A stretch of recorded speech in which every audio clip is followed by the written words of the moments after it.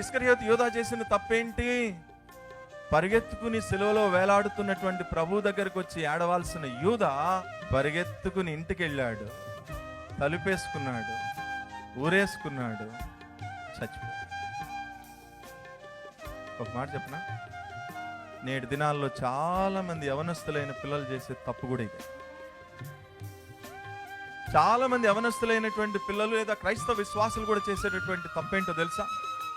ప్రతి వ్యక్తి తప్పులు చేసేవాళ్లే. అయితే ఈ తప్పు చేసినప్పుడు మనం చేయాల్సిన పని ఏంటి అంటే, పేతురు వలె ప్రభు దగ్గరికి పరిగెత్తుకొచ్చి, ఇదిగో దేవుని సన్నిధిలో ఉపవాసం ఉండి, కన్నీరు విడిచి, దుఃఖించి, మనస్ఫూర్తిగా ప్రభువా, నేను నీ వాక్యానికి విరోధమైన కార్యం చేశానయ్యా, నీ పరిశుద్ధాత్మకి విరోధమైనటువంటి కార్యం నేను చేశాను ప్రభువా, నన్ను క్షమించయ్యా, నన్ను మరలా తిరిగి సమకూర్చు ప్రభువా, నన్ను మరలా నూతనమైనటువంటి వ్యక్తిగా మార్చయ్యా అని ఒక చిన్న ప్రార్థన, అదే మనపూర్వకమైనటువంటి వేడుకోలంటే. మనస్ఫూర్తిగా మనం పశ్చాత్తాపడితే తప్పకుండా దేవుడు క్షమించి పేతురుని ఎట్లయితే మళ్ళీ తిరిగి సమకూర్చాడో నన్ను కూడా అట్లాగే సమకూరుస్తాం. కానీ చాలా మంది యవనస్తులైన పిల్లలు ఈ చివరి దినాల్లో చేస్తున్నటువంటి తప్పేంటో తెలుసా? పేతురు యొక్క మనస్తత్వం కలిగి ఉంటే బాగుండు, కానీ ఇస్కరియోతు యూదా మనస్తత్వాలు కలిగి ఉంటున్నారు, తప్పు చేస్తున్నారు.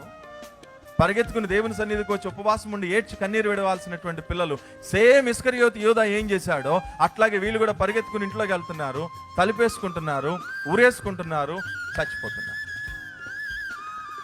జాగ్రత్త, ఇది ఇస్కరియోతు యూదా మనస్తత్వం. అందుకని ప్రభు అంటున్నాడు, ఇప్పుడైనా సరే మీరు మనస్ఫూర్తిగా దేవునిని వేడుకోండి. అంటే మనస్ఫూర్తిగా నిజమైనటువంటి పశ్చాత్తాపంతో కూడినటువంటి ప్రార్థన జీవితాన్ని మీరు కలిగి ఉండండి అంటే.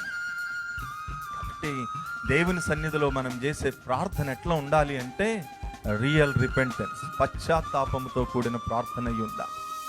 నిజమే ప్రభువా, ఈ రోజంతా లేకపోతే ఈ వారం అంతా నా ఆలోచనలు, నా తలంపులు, నా చూపులు, నా మాటలు, నా నడవడిక, నా ప్రవర్తన, నా వస్త్రధారణ, వీటిలన్నిటి విషయంలో నేను ఎక్కడ తప్పిపోయాను?